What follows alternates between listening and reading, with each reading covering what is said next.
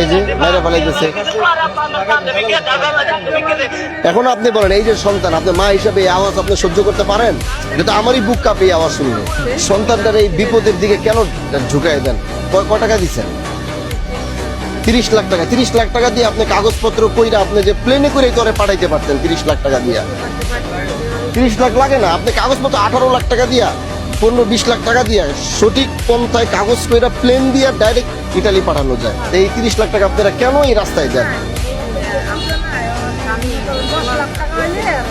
এই যে আপনাদের সন্তানরা আপনারা এই 30 লাখ করে পাঠায়া আজকে অধিকাংশ সন্তানরা সব লিবিয়াতে মাফিয়াদের কাছে আটকানো। এখন মুক্তিপণের জন্য আপনাদেরকে ভিডিও কল দিব, ভিডিও কল দিয়া এই যে এই যে